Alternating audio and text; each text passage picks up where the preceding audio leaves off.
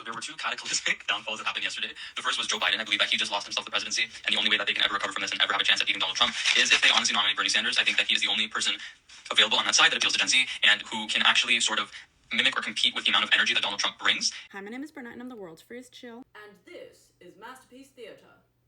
I said I was done making Be Better videos unless there was an update on like this side of it, and there is in fact an update. I was recently sent a now deleted video that Be Better posted talking about the downfall of Joe Biden. I was told it was only up for a few minutes before it was deleted, and someone had the wherewithal to download it. God bless the archivists of this world. I have just been sent the first minute of the video, which I'm told is the only part where he talks about Biden. If I learn otherwise or get access to any other footage that is relevant to this, I will of course update, though I do hope to be done with this. I think this video is pretty interesting because I think it's gonna help us dispel a lot of the rumors, and it's gonna prove what I believe to be the real point here. Number one, I've been accused several times now of being paid off by Be Better. I wish someone could pay me to shut up. Last night, I actually got an alert saying that my post was reported for being undisclosed branded content, which I actually thought was pretty funny. That was clever. But here I am. Like I said, world's freest shill for my own beliefs. I just would like to have these conversations without anyone crossing any lines. So as you heard in his Biden takedown video, Be Better had a colossally stupid take, which was that Bernie Sanders should become the nominee of the party. And before anyone accuses me of being biased, I'm a Bernie girl through and through. Even I know it's a stupid take. I have no idea why he deleted the video. It's possible that he was told by someone early on that it was a colossally stupid take. So here's the rest of the clip, and we'll talk about what I think it proves. With the amount of energy that Donald Trump brings, that's what it is. It's energy. Donald Trump has a lot of energy behind him. Maybe it's hateful, negative energy, but it's still a force multiplier. There is no energy behind Joe Biden. It was extremely upsetting as somebody who has had family members suffer with cognitive decline, as many of us have, to watch this 80-year-old man struggle and pant and not have an ability to get through something like this. He does not have the ability to be the most powerful person in the world. So like I said, after this, he apparently moves on to Clinton Kane. He did post another Clinton Kane takedown video a couple of weeks later, and that situation was still unfolding. So it's possible that he took this down because of whatever he said in that portion. It's also possible he took it down because he didn't get enough engagement or views. We don't know. Ironically, if he had left this up and just not done the Kamala video, I think it would have been fine. I don't think anyone would have really gotten mad. Many people on the left voiced some of the same criticisms, me included, by the way. If there's one thing that the left will do, it is criticize itself.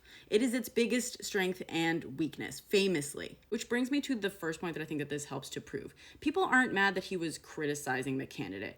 People are mad that he was spouting off misinformation and making deeply, deeply problematic arguments. The problem was that it was bullshit and that he was using oft-repeated lies that are born of racism and sexism. Beyond him exaggerating his authority and being a bully, his choice in who to target is also deeply problematic. As people have pointed out, he targets an inordinately large amount of women and women of color. No one is saying that you can't criticize someone if they're a woman or if they're a person of color. But when you turn it into a supposed academic exercise to primarily go after those groups of people, you are part of the problem. You are normalizing, you're modeling, you are reinforcing the inequalities in standards and critiques that those groups are subjected to. And you're disguising it as supposedly unbiased analysis. I think it's incredibly notable that this guy did 2 takedowns of candidates just repeating the right-wing narrative and not fact-checking, but he's never done a takedown of the most glaringly problematic one. And if you want to say, oh, well, this is specifically about analyzing marketing, we can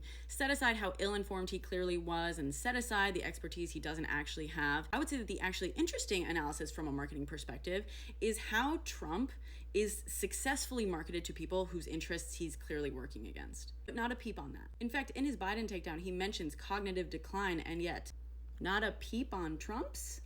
Again, this isn't about his beliefs because I don't know his beliefs. This is about actions. You don't have to knowingly be a mouthpiece in order to spread misinformation. You don't have to knowingly act in a biased manner in order for your actions to have harm. I think it's perfectly plausible that he doesn't actually consider himself to be on the right. I think it's possible that he's just surrounded by this harmful narrative and he kind of accepted it as fact and then just regurgitated it, which, by the way, is exactly why misinformation like this is so dangerous. People do the same to what he has to say. I also think there's a world in which he totally recognizes what he did wrong and makes amends and people forgive him.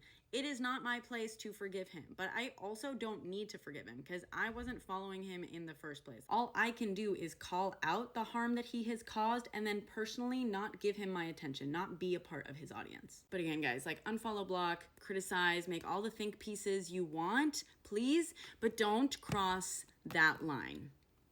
You know the one.